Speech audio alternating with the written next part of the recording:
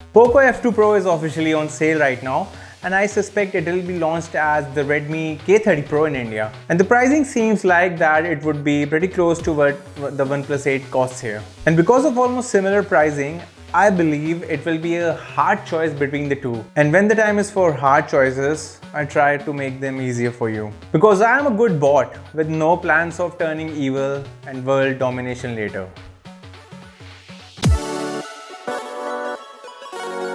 Hey everyone, Mukul here, and if you are in a similar state like me and confused which phone to get between these two, then let me sort it out for you. By now I'm pretty sure you might have already separated the differences between these two phones. Let me filter out some pros and cons of both of these phones for you and help you choose one. So let's start with the K30 Pro aka Poco F2 Pro. This phone has a 3.5mm jack on it. There, I said it.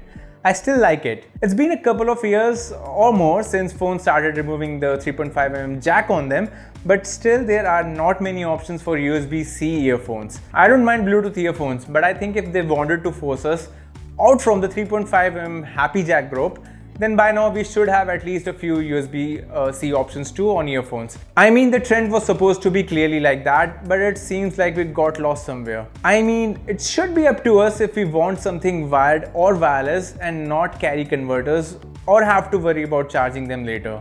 So that's a big freaking advantage on the phone. Also, because the phone runs at 60Hz, which can be a disadvantage for many, and as it has a larger battery as compared to OnePlus 8, it is supposed to give you more battery backup. So I am suspecting the battery of the phone should be better than OnePlus 8. Now, because of the pop-up selfie camera, there is no notch on the display. I know, many don't mind camera notches on their displays now, but the joy of having a clean display can't really outweigh notched, botched displays.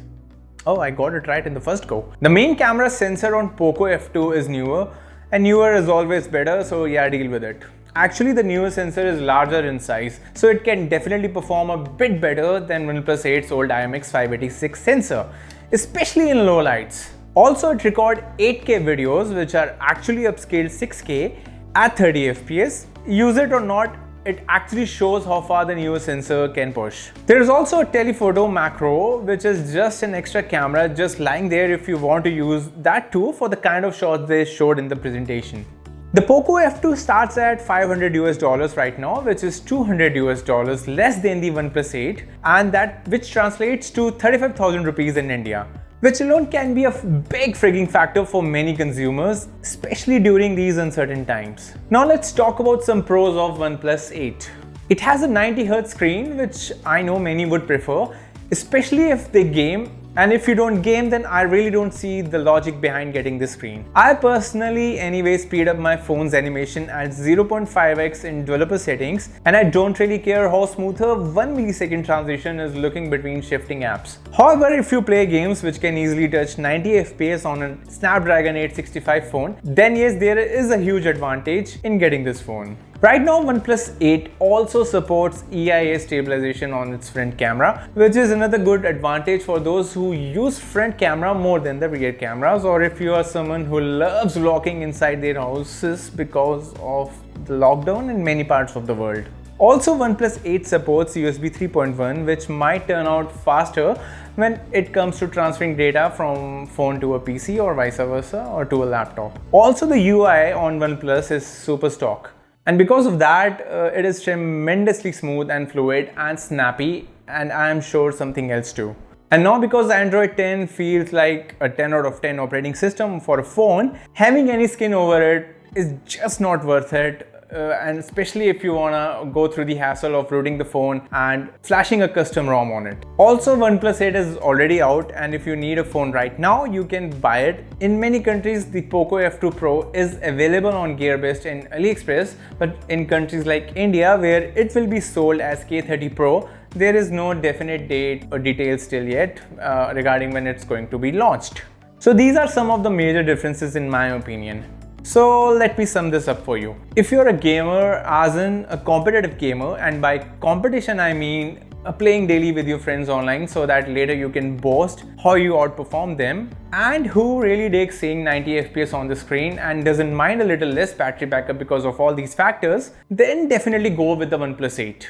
But yeah, just for that advantage, make sure you are going to spend more on the phone.